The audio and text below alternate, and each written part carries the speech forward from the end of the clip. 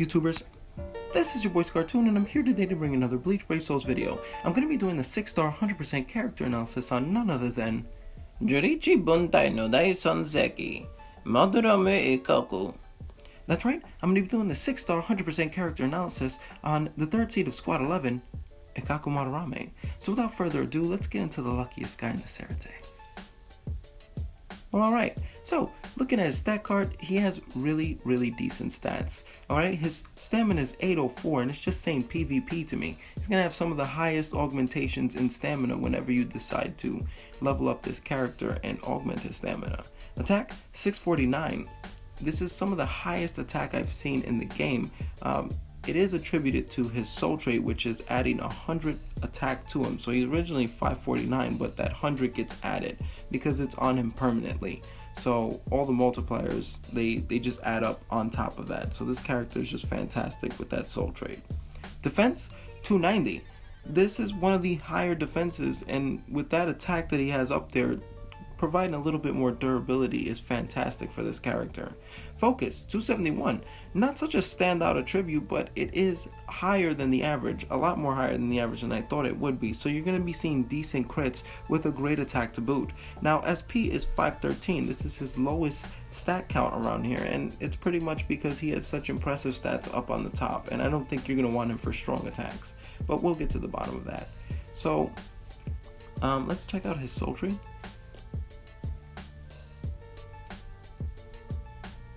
Alright, so looking at his soul tree, he has 7 attainable upgrades, none of which block his path to full completion of 150, so farmers alike, if you guys want to go ahead with those Hogyokus and level them up and provide them with the appropriate jewels, which will be attack jewels. You'll be needing those to kind of get him all the way up there without like advancing him too far.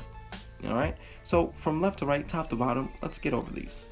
Sprinter increases the number of flash steps. This is pretty standard for most characters, and once again, he's no exception to the rule. Next, Bruiser. This increases his normal attack damage. Fantastic, because he has a really long reach, and you know, having extra attack damage is fantastic because he's not a normal attack damage character. Berserker increases strong attack damage. This is fantastic because he actually has pretty interesting strong attacks from what I'm seeing, but you know, getting a little increase on strong attack damage, not so bad.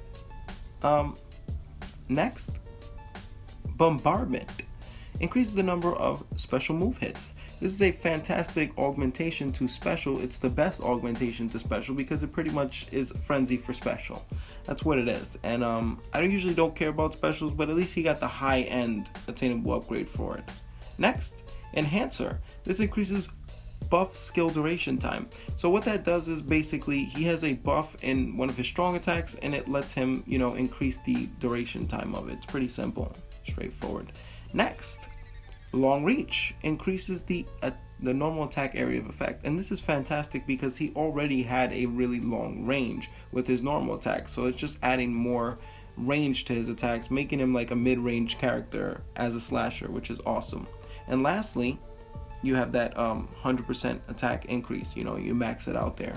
So those are all his attainable upgrades. Okay, so I'm not gonna ramble on, I'm not gonna talk your ear off. I'm just going to get into these clips, so please enjoy the clips.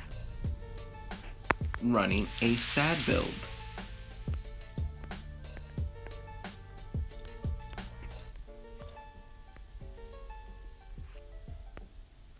Kisuke raid, sad build, full boosterinos, you know how we do. Let's get it poppin'. Sad. Well, alright. So, since we're running a sad build, first things first, let's test out those cooldown times. So, first strong attack, 8 seconds. Second strong attack, 40 seconds. And final strong attack is going to be 24 seconds. Those are fairly standard cooldown times, except for the second one, which is a 40-second cooldown time. It's very weird and wonky, but it's because it's a boost, so it's within good reason. Alright, so let's get into his damage. Okay, so unbuffed, his first strong attack, it does pretty decent damage, and his second strong attack hits pretty decent damage, so we're now going to buff up. Alright, so his first strong attack actually hits 3 times, and so does his third. They both hit only 3 times, and his second actually hits 2 times, so he does pretty decent damage when he's buffed, and I mean, he's doing pretty good NAD damage. His string is a 7-hit string, so it's kind of like, I'm not a big fan of like too many multi-hits in a string, and it's because I kind of like to just complete the string. I like to get to the stagger shot, but it's not so bad with this character because he has mid to close range kind of damage, which is pretty good. But I find that, you know, mechanics wise, he seems pretty interesting, but I probably wouldn't use him, you know, as practically as most people would, because I just don't, you know, I'm not a fan of the whole piercing style. But with a strong attack damage build, he's pretty decent because he does pretty decent damage, and the boost, it's crazy. Sad. It's time to test the special. No tension time.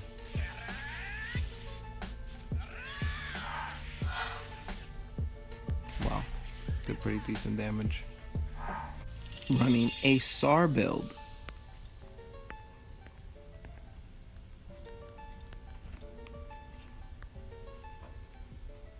SAR build, full boosterinos, Kisuke raid, let's get it poppin'.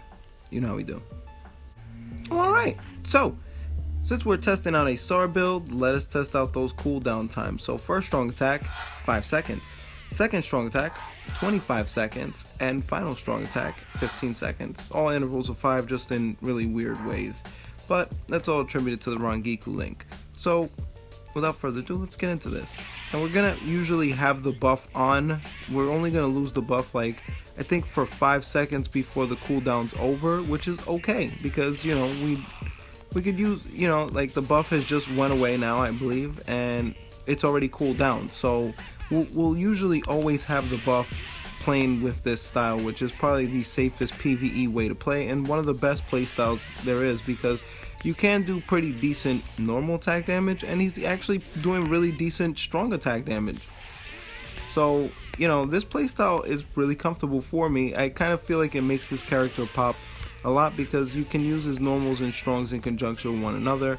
Because, you know, the mobs do kind of get around you, and his strong attacks are like kind of get away from me, and then, you know, his normals are just really cool. That works. I kind of like the strong attack recharge build. It has really good clear time. Yeah, sorry. A NAD build.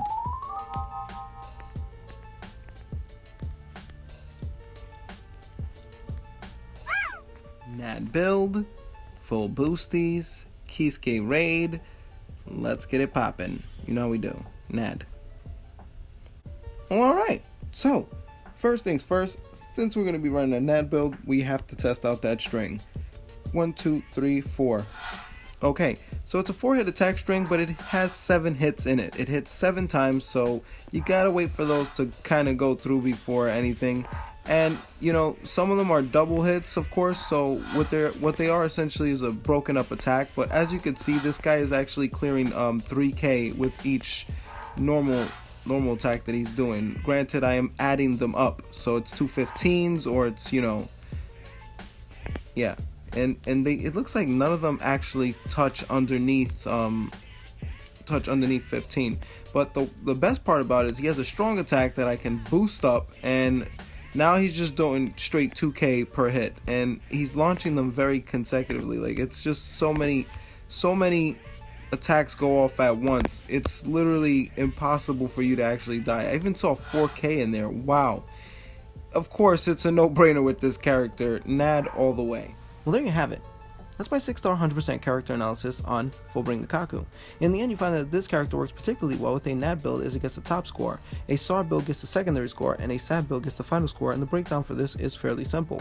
When it comes down to a NAD build, just capitalizing on his normal attack damage just complements his immense attack power that he already has, not to mention the fact that he also has a boost that works with or without SP to its maximum efficiency. So this increases, it actually decreases the clear times that he's going to have in any and all raids that you plan to put this character in, which makes it a fantastic build to use, because I don't really have the boost available to me at all times, but when I do have it available, I'm just eradicating mobs, and that is what makes this character pop within that build. It breaks the scales.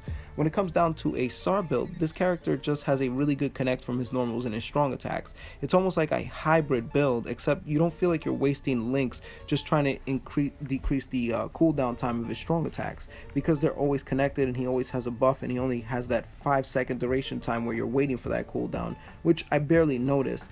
It's a really comfortable playstyle. That's pretty much all I can say about it, and actually has some of the faster clear times for most SAR builds that I've seen. And when it comes down to a SAD build, which has the lowest clear time, it's not a really good playstyle. It once again has a really big disconnect between his normals and his strongs. You're not doing too much normal attack damage, and you're not doing too much strong attack damage from what I'm seeing. So I would recommend that you kind of don't use a SAD build. Okay, when it comes down to this character, he's a great character. I mean, he's great in all three facets of the game, whether it be PvP, PvE solo, or PvE co-op. This character works wonders, and he can fit anywhere in the game as you want to play him. And he's also part of the new current PvP meta, so that's just something to note. That boost actually makes him a fantastic character. Combined with that enhancer, it increases your team's overall durability and damage output, so it's kind of a no-brainer to even bring him along on quest if you're planning to complete a raid or even a nightmare quest to its utmost efficiency. So if I had to rate this character, he gets an A+.